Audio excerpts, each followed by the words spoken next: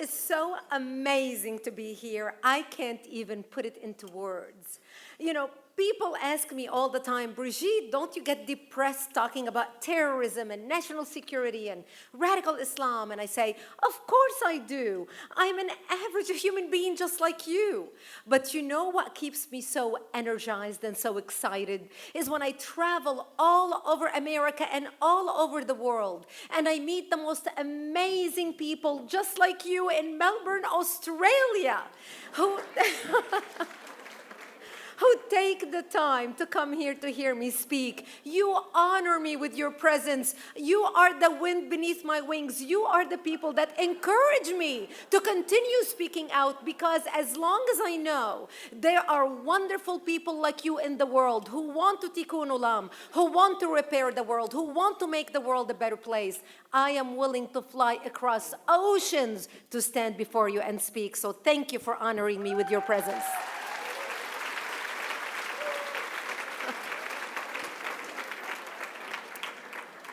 I have been looking forward for this for months and months and months. I love Australia. I love Australia. And so I couldn't wait to come back to Melbourne and see familiar faces. And as you know, I've been here in 2007, and it was such a privilege to be back here again. And especially to be back here speaking on behalf of UIA. As you very well know, Israel has such a special place in my heart that I will drive to the end of the earth to speak in support of Israel, to speak in support of the Jewish people, to lift the spirits of the Israeli people and Jewish people around the world who are now bogged down with anti-Semitism and hatred rising around the world. I want you to know that as long as people like me are alive, we will travel the world and speak of the defense of the Jewish people. You have friends in places you don't even know there are places. So we are here to support you, and I'm honored to be here. I am very passionate.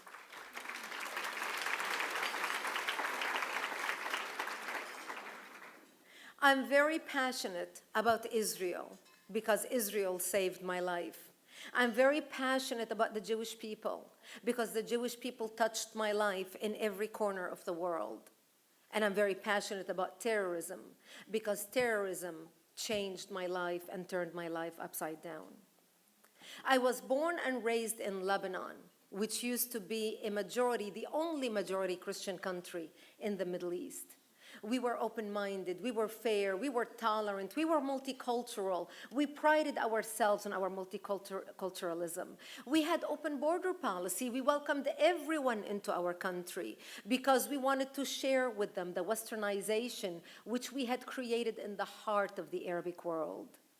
Arabs used to send their children to study in our universities because we had built the best universities in the Middle East. They stayed and worked in our economy because we had built the best economy in the Middle East, even though we did not have any oil. Beirut became known as Paris of the Middle East. Lebanon became known as Switzerland of the Middle East. Unfortunately, all that began to change as the Islamic population in our country started growing, and we, the Christians, became the minority, and they became the majority. The situation was contained until the influx of the Palestinians out of Jordan, when King Hussein kicked them out after massacring and killing tens of thousands of them, and they came to Lebanon because Lebanon was the only country that accepted the third wave of Palestinian refugees.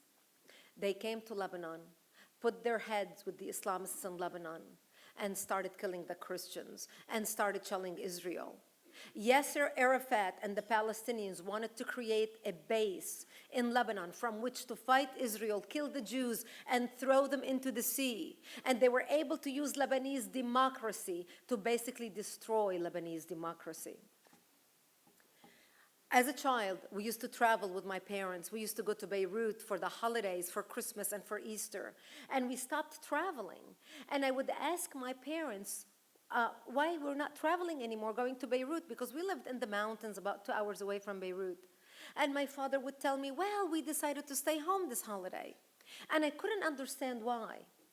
But later I found out the reason why. It's because the Palestinians and the Islamists started setting up fly-by-night checkpoints and stopping cars traveling and looking at the IDs of the people in the car. And in the Middle East, our religion is written on our national ID. You are either a Christian, a Jew, or a Muslim. So when they would see that this is a Christian family traveling, they would get everyone out of their car and shoot them in cold blood. So we Christians became prisoners to our homes and our communities and our towns. In 1975, my life was changed forever. That's when the Islamists organized, trying to take over our town.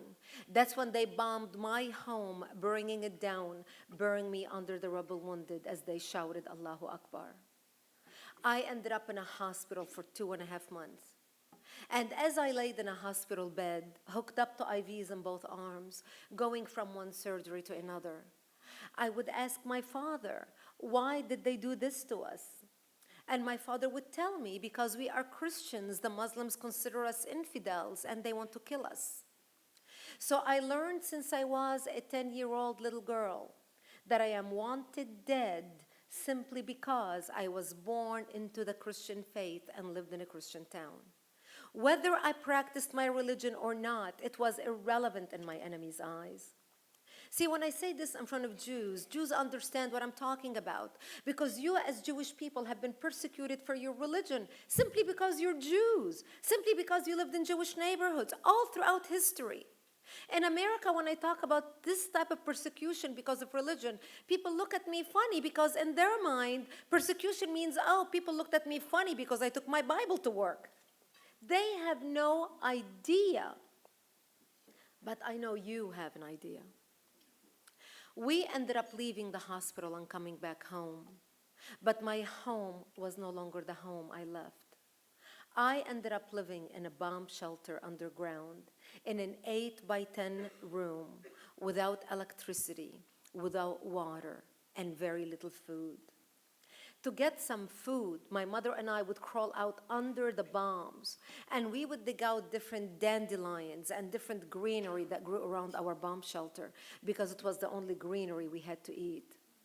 I learned to peel thorns with my tender fingers at the age of 10 and 11 years old so I can eat the stalk inside the thorn. To get some water, we would crawl to a nearby spring. I come from a town called Marjayoun, the Valley of Springs. We had 7 springs in my hometown. And we had to crawl to a nearby spring to get some water. And I say crawl instead of walk because we were surrounded by Palestinian and Muslim snipers who were shooting at us. And every time before we left our bomb shelter, we would say our last goodbyes because we did not know if we're going to come back alive or dead just to get a drink of water. And this became my existence. When we went into our bomb shelter, we thought it's only going to be a 2-year ordeal or a 2 weeks ordeal. My father would say, oh, the whole world is going to wake up and see what's happening to the Christians in Lebanon. Because you see, the Christians in Lebanon, the Palestinians and Islamists formed their own army called Jaysh Lebanon al-Arabi, and they were taking over Christian cities and towns because they wanted to take over southern Lebanon and the rest of the country. They committed monstrosities that were seldom reported in Western media because all the media was located in West Beirut, the area that Yasser Arafat and the Palestinians controlled. And every journalist knew that you better to get out the talking points that will be approved by the PLO. Otherwise, nothing got out. Otherwise, you were expelled out of Lebanon. The Palestinians and Islamists would walk into a bomb shelter. They seized the city of Damour, one of our biggest cities. They would walk into a bomb shelter. They would find a baby hiding with a mother and a father. They would take the baby, tie one leg of the baby to the mother and another leg to the father, and pull the parents apart, splitting the child in half. They would walk into our churches, urinate and defecate on the altar using the Bible as toilet paper, and then torch our churches. The last lady that worked for me, I hired her so I can take care of her because she was mentally disturbed. And the reason why she was mentally disturbed is because the Islamists and Palestinians walked into her bomb shelter, took her only son, 16 years old, tied him on her lap, tied the knife to her hand, and made her slit her own son's throat, and then raped her daughters in front of her. We knew what our fate was going to be in southern Lebanon, in our town. So we knew what was coming our way, and we thought we have to do whatever we can to protect ourselves. I know my description of the real facts of what happened in Lebanon are not pleasant, but I believe we as a civilization need to understand what is happening, what type of enemy we are facing. Israel has been facing this enemy for 60 years. It is time the world understands the price of terrorism and the toll it takes on people worldwide, no matter what our religion is. Few people from my town got together because we knew that we were surrounded by the Islamists and Palestinians to our front, and our back was Israel, because we lived 5 kilometers from the Israeli border. And we knew if we run to Israel and beg for help, the Jews are not going to slaughter us, because we had more shared values with them than we had with the Muslims. So few people from my town went to Israel and begged for help.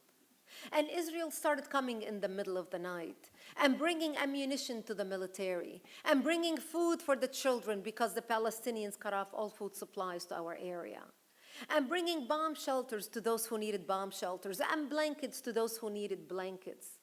And Israel would take the Christians into Israel and train them how to fight our Christian militia. Because the Christians in Lebanon were the highly educated ones. We were not the street kids. And we learned very quickly that you can have all your professional degrees on the wall behind you, your medical degree, your law degree, your accounting degree, your whatever professional degree. None of that will do you any good when you are faced with an enemy bent on killing you in the name of Allah.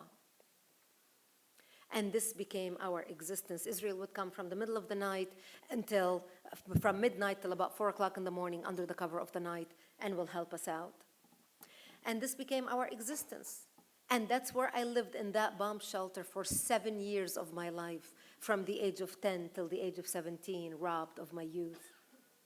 I remember when we first went into the bomb shelter, my daddy would say, the whole world is going to wake up and see what's happening to the Christians in Lebanon and the barbarities that were being committed. And they're going to help the Christians. Australia is going to come. America is going to come. Britain is going to come. France is going to come. And we waited and we waited and we waited. And nobody came. The world didn't care about us. The world thought they were getting the talking points from Yasser Arafat and the Palestinians. As far as they were concerned, there was some civil war going on in Lebanon, and that's all they cared about.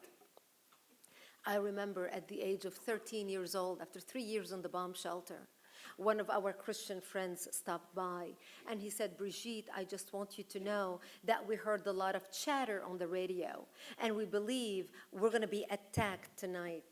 And he said, I don't think we're going to last. And if I don't see you tomorrow, I wish you a merciful death. And he gave me a hug, and he left.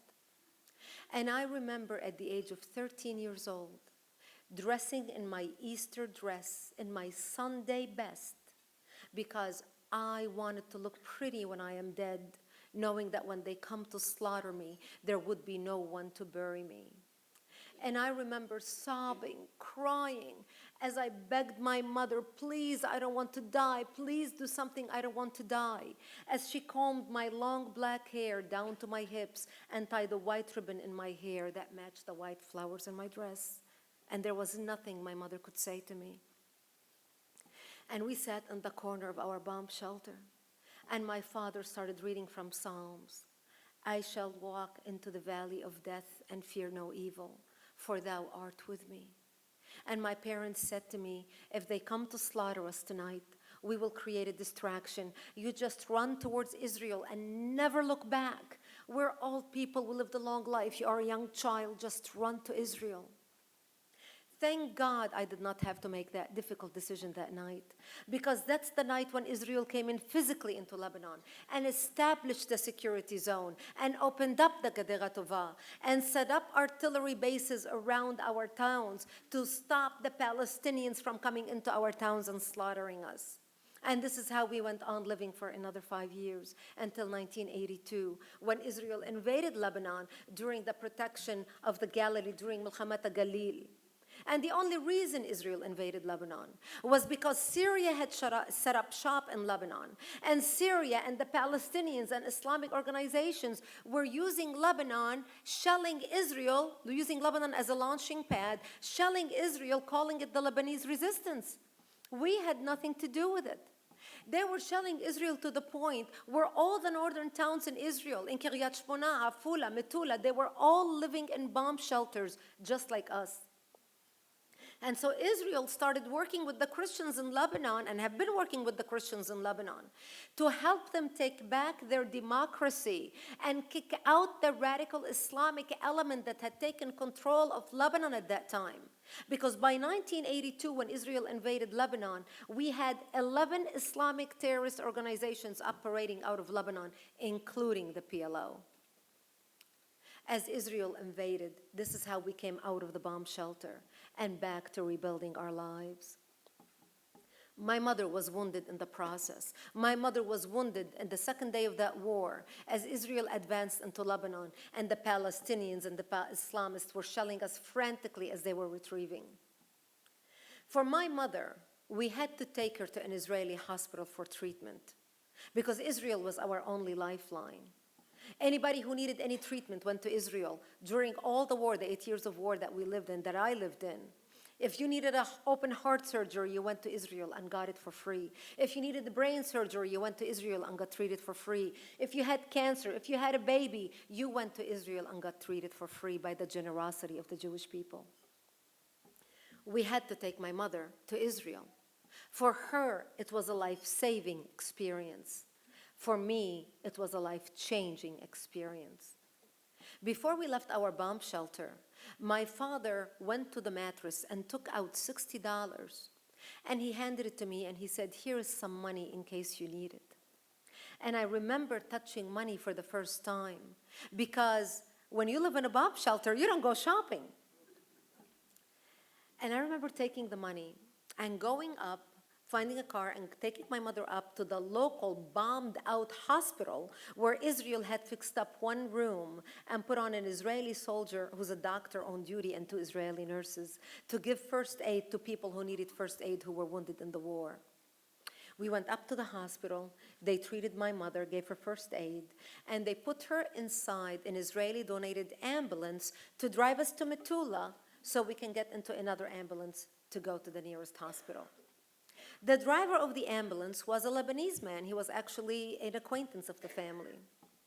We got in the ambulance and we raced to the border under the bombs falling before the ambulance and behind the ambulance.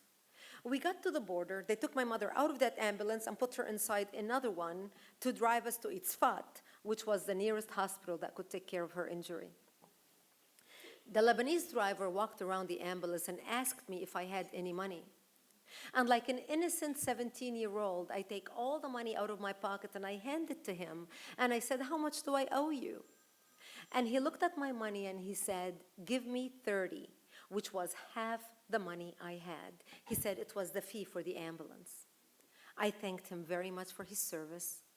And I got in the other ambulance with my mother to go to Itzfat. And this time, the driver was an Israeli soldier. He has just been called in from Miluim 12 hours earlier. And as we drove racing towards Itzfat, he would listen to the radio and he would tell me what they were saying on the radio, how far Israel was advancing into Lebanon. We would be passing by tanks all lined up to go into Lebanon on the border, and all the way from Kiryat Shmona all the way to Lebanon. And he would tell me, "Oh, Israel was there and Israel is that far." And he would translate to me what they're saying. And every time my mother would make a noise, he would look at her and he would say, "Oh, we'll be in the hospital in just 5 minutes." And he must have said that 10 times just to calm her down as she moaned from her injury. He treated me like his own daughter. We got into the emergency room. They took my mother out of the ambulance into the emergency room. And I walked around the ambulance to pay the Israeli driver his fee for the drive. And I remember taking the money out of my pocket, thinking to myself, my gosh, if the 10-minute drive cost me $30, I'm sure I don't have enough money to give this man for the hour ride to the hospital. And I took my money out and I handed it to him and I said, how much do I owe you? And he looked at me and he said, what is this for? You don't owe me anything. And I said, are you sure it's the fee for the ambulance? And he said, oh no, this is a free service from us to you. Take your money and take good care of yourself, and I wish your mother a speedy recovery. And I thought to myself, I thanked him very much. And I thought to myself, what an honest man. What an ethical man. This man could have taken my money and partied all night, and I would not have known the difference. As a matter of fact, I would have been thankful he only took $30 because I didn't think I had enough. Yet he didn't. And I became angry because I realized that the Lebanese driver basically robbed me. He stole my money. That was my first lesson and the difference between the Arabic culture and the Israeli culture. We walked into the emergency room, and there were hundreds of people wounded on the floor. Lebanese people, Muslims brought in from Lebanon, Palestinians brought in from Lebanon, Christians brought in from Lebanon, Israeli soldiers brought in from Lebanon. It was a war scene. And I couldn't believe my eyes. I thought to myself, I can understand why the Israelis are treating me. I am their friend. I am their buffer zone. I'm a Christian. But why on earth are they treating the Muslims and the Palestinians fully knowing that these people will slit their throats in 30 seconds if they had a chance to? But little did I know about the character of the Israeli people. The doctors treated everyone according to their injury. They did not see religion. They did not see political affiliation. They did not see nationality. They saw people in need, and they helped. The doctor treated my mother before he treated the Israeli soldier laying next to her. I couldn't believe my eyes. They took my mother to the 4th floor of the hospital. And we were there maybe 5 minutes. And they had put her in a room where with 2 other Lebanese ladies, one Muslim and one Druze that were brought in also previously that day or the day before. And we were in the room maybe 5 minutes, and I heard all this commotion outside our balcony. So people from the nurses' station were running through our room and out to the balcony to see what was happening. And I walked out to the balcony to check out what was going on. And 2 Israeli helicopters had just landed, bringing in Israeli soldiers wounded from Lebanon. And they were taking them on stretchers one after the other. And I stood there at that balcony feeling sick to my stomach, feeling sad, feeling out of place, feeling embarrassed after all these people are wounded because of the war with my country. I didn't know what to say. I didn't even make eye contact with any of the people standing around me on the balcony because I did not know how they're going to react to me. I was surrounded by mothers of Israeli soldiers wounded, by fathers, by sisters, by daughters, by parents, by grandparents of Israeli soldiers wounded in the hospital. And I didn't make eye contact with anyone. And all of a sudden, I felt the stabbing on my shoulder. And I looked to my side, and there was an Israeli nurse standing next to me. And she said, "You are new here, aren't you?" And I said, "Yes, they just brought in my mother. She's in this room." And this lady puts her arm around me, and she hugs me, and she says, "Oh, you're going to be just fine. We're going to take good care of your mom. And if you need anything, just call my name. My name is Leah." And I will never forget that name. And I started crying. Because for the first time in my life, I experienced compassion. I experienced a human quality that I knew it did not exist in my culture. I spent 22 days in that hospital. Those days changed my life, changed the way I listened to the news, changed the way I watch television, changed the way I read the newspaper. Because I realized that the Arabic culture feeds its children a fabricated lie about the Jewish people that is so far from reality.